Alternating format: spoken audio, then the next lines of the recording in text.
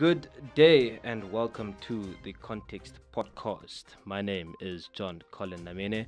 This is the podcast where we bring you a review of stories that took place last week or over the past week and that were published by the Namibian newspaper, making for interesting headlines. Now, I am joined, of course, by my colleague Enoke Kaumba. Hi, Enoke, how's it? I'm doing good. How are you? It's been a interesting week. Seeing as last week it started, we were already, coming from a victory week again. I mean, it's been nice weeks. The girls, Dion Horto scoring, and then the lady winning that beauty pageant. I can't remember which one.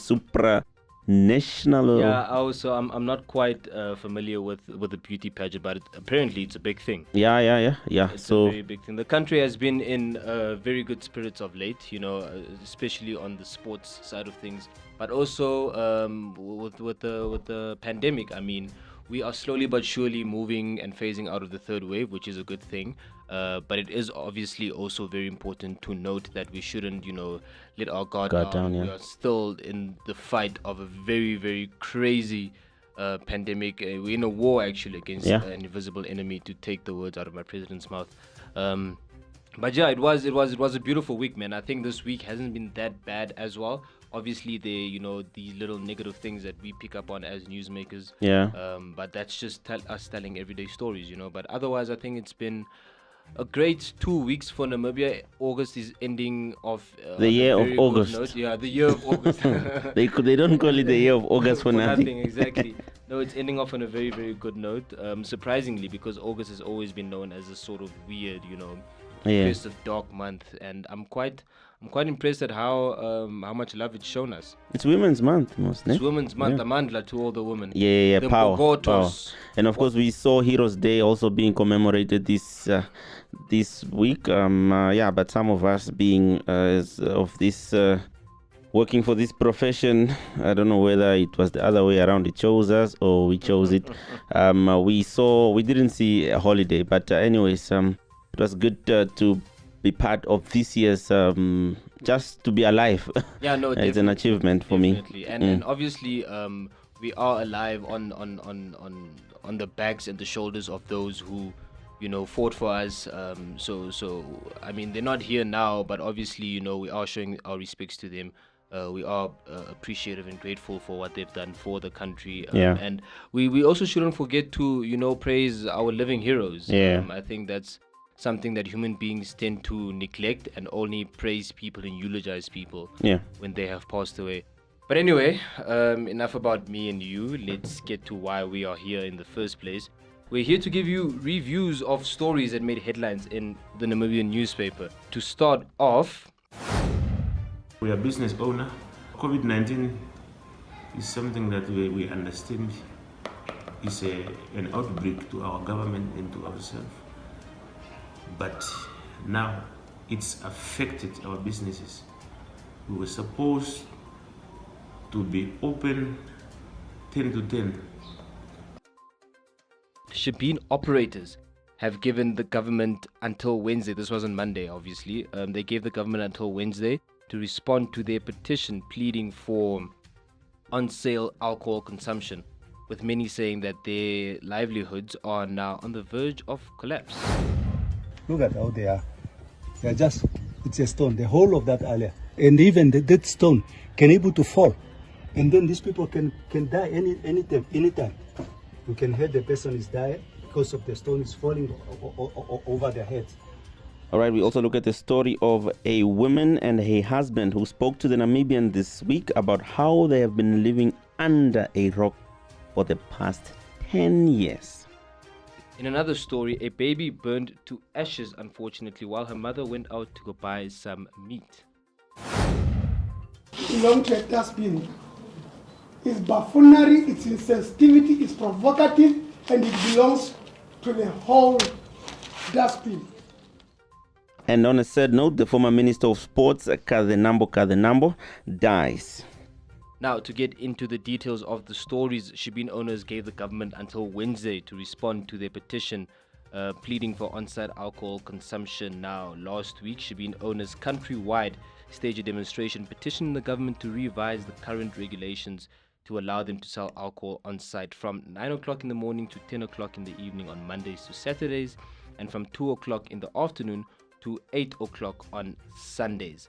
Now, the current regulations state that they're only allowed to sell alcohol on a takeaway basis from Mondays to Fridays, and they basically prohibited from selling alcohol on site, which is, I mean, I understand why that is the case, obviously because people don't really see it, but whenever alcohol is in play or around people, we don't make the best decisions as human beings, right?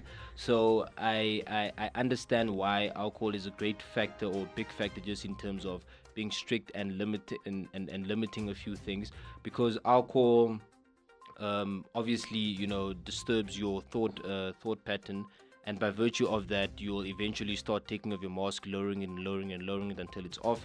You'll start hugging people again, start kissing people promising again, people jobs, start promising people jobs, telling people that they're the love of your lives, all of that. Alcohol does all of that. So I sort of understand why the Ministry of Health and Social Services are still a bit uncertain on whether alcohol should be given the sort of freedom that it had pre-corona.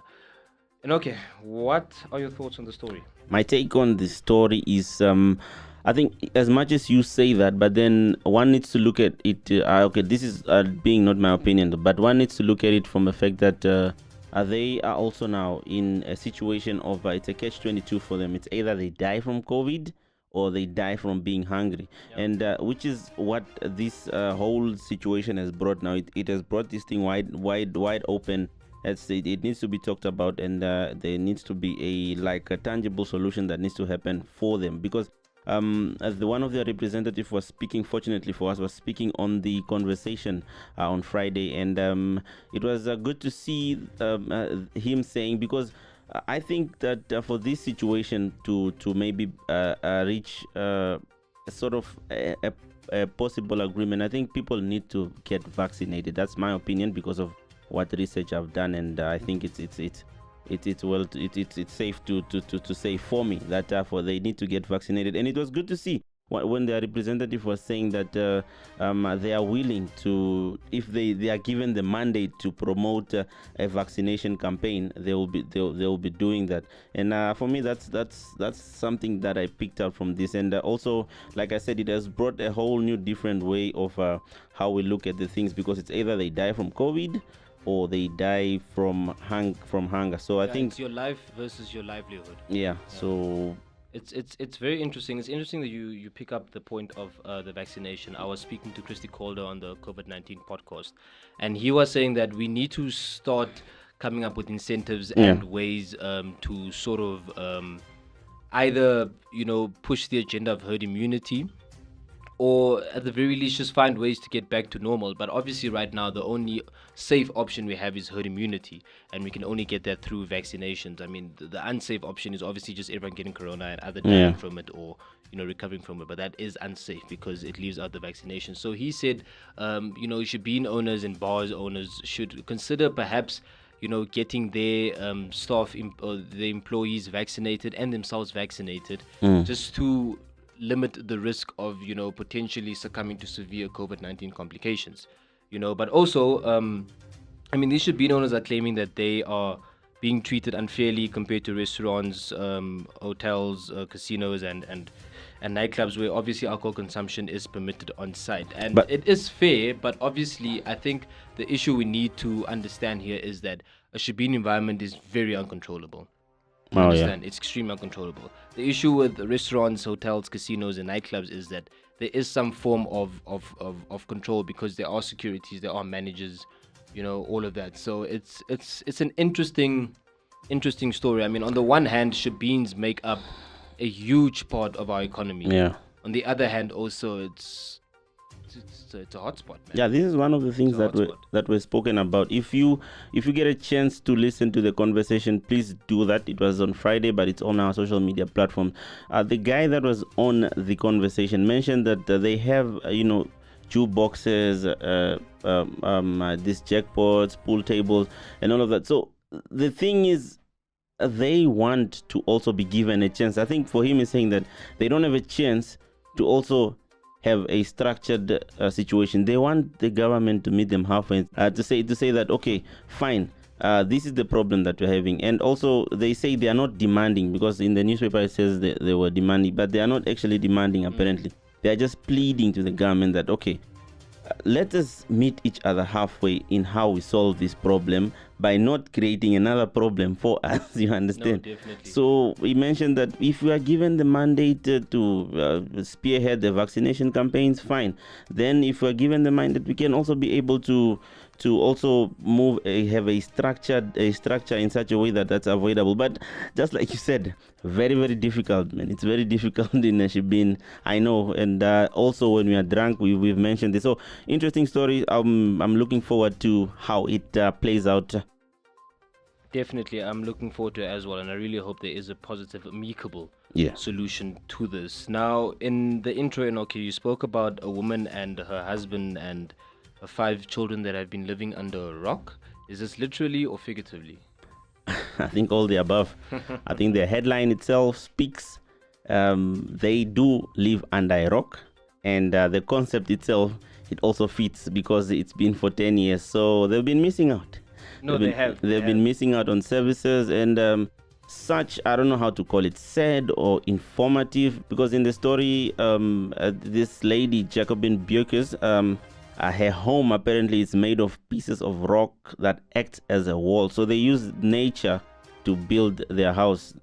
So they build their house around nature. Now the shack is situated at Tlahapanelo 3 on the outskirts of Windhoek in the Samora Michel constituency near Goriehab. Now the rocks look like they're about to collapse. Yo. That's crazy, man. Yeah, it's very crazy. But one of the things I hope what this story does is that it opens up to people who need to help them, because they are missing out on lots of services. Her husband Luther Uaweza used to get odd jobs in Windhoek, which have since dried up. We all know COVID. We're just talking now. You see the ripple effect that it has brought. We're just talking about the Sheebens now, but those people out there, they are really, really suffering. And I do not understand why for 10 years still nobody has been able to do something. Of course, they say no government official has helped them.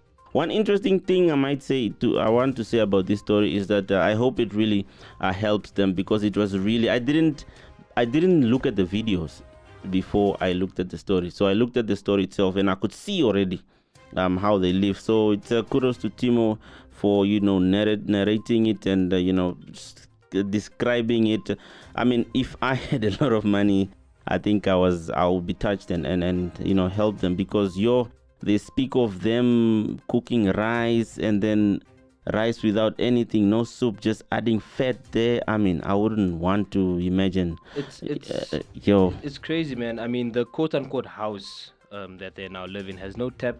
There's no toilet facilities. There's no electricity. The family only, like you said, relies on wood for heat to cook on, or traditional 3-legged stove made of stones. Imagine living like that in 2021, man. That's ridiculous. But also, it speaks to the issue of rural-urban migration.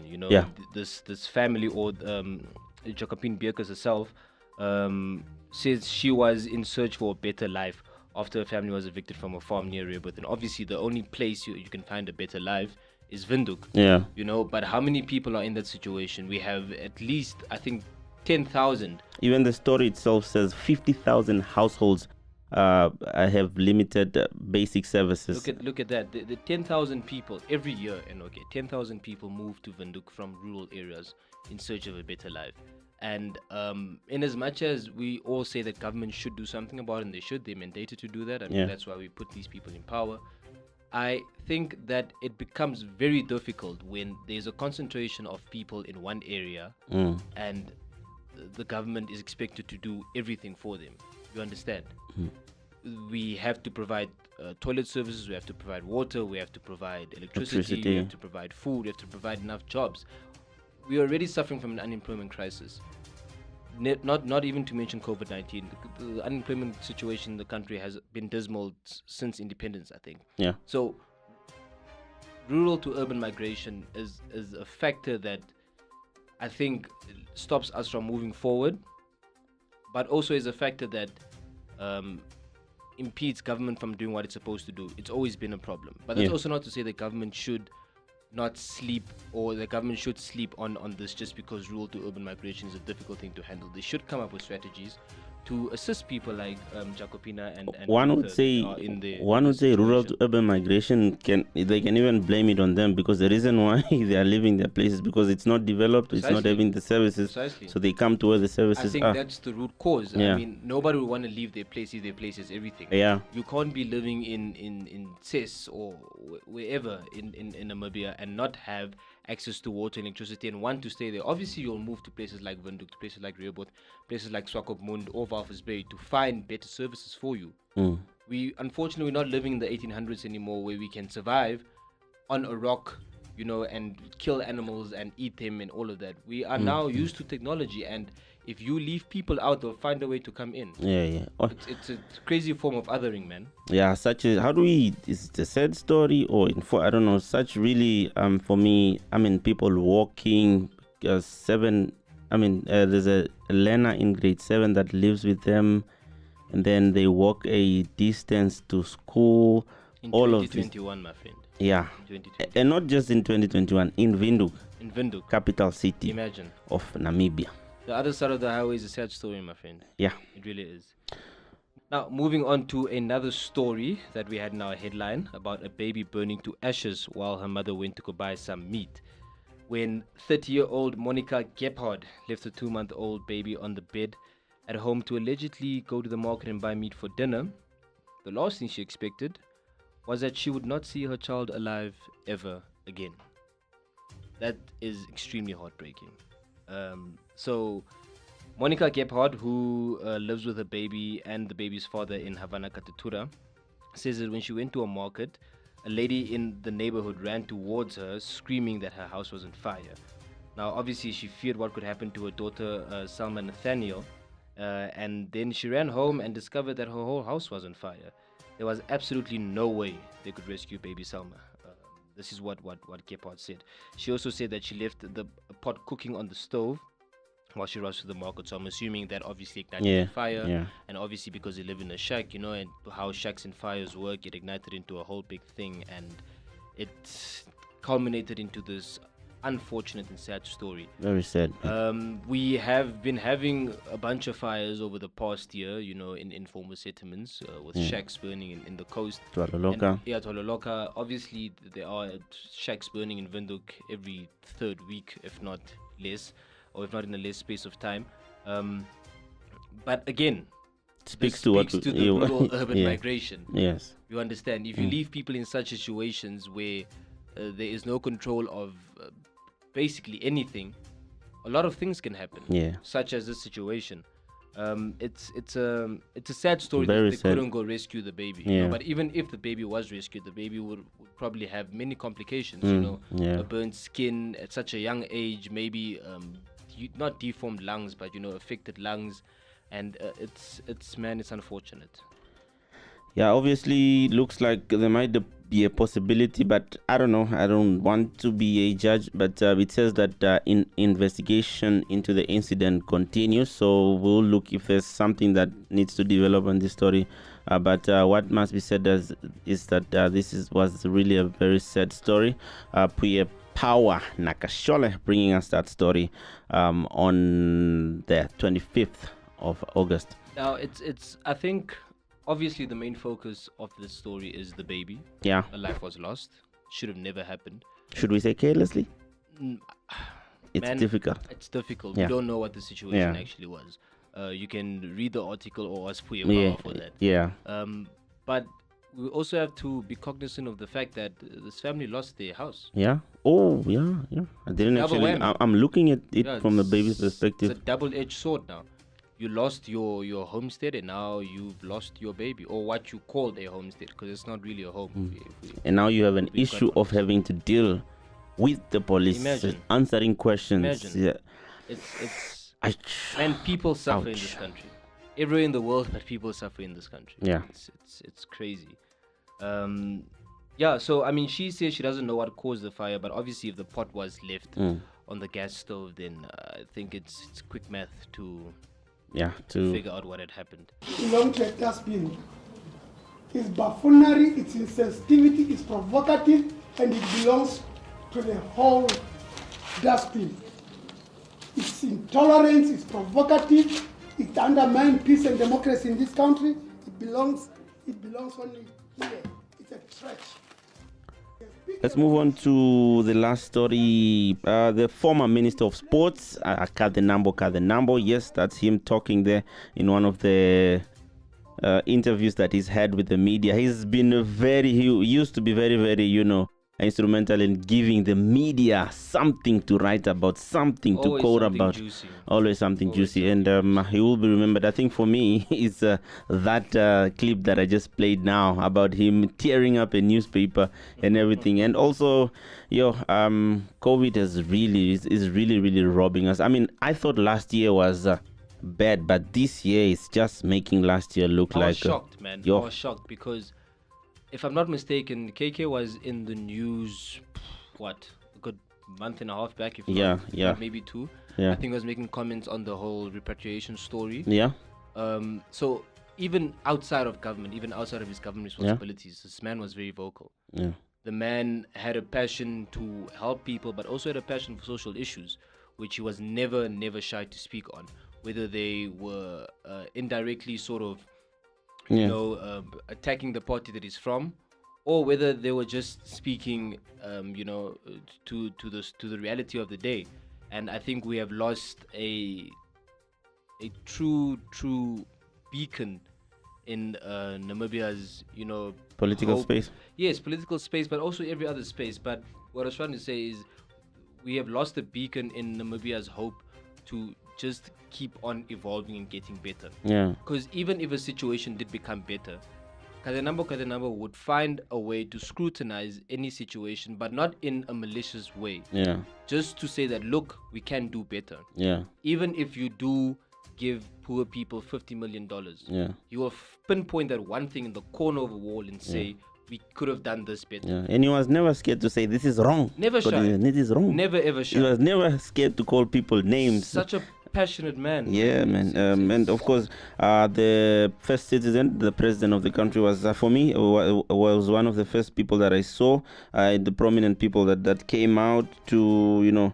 express sadness, as well as the leader of the opposition, Mark Henry Venani, just among the few. I also saw the former Minister of Education, Katrina Anseimara, saying that Kazenambo was a hero, and also we've seen that he will be accorded a hero's funeral, and it was good. And I think this week we saw his memorial being happening.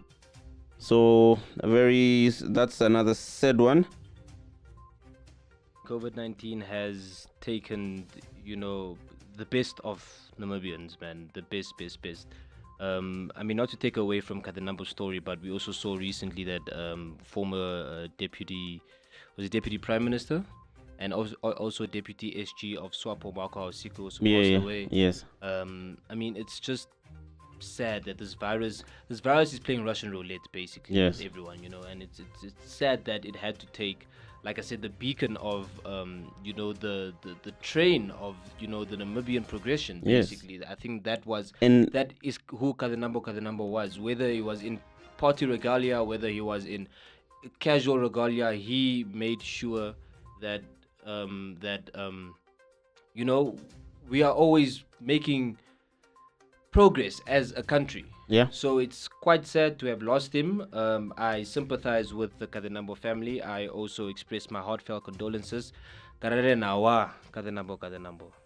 Couldn't have said it better. That's where we leave it today. It's been a very, very interesting, useful week. Of course, the most important thing that happened is we told it like it is. Thank you very much for joining us. Until next time, from me, Enoke. And myself, John-Colin, it's a cheers. Bye-bye.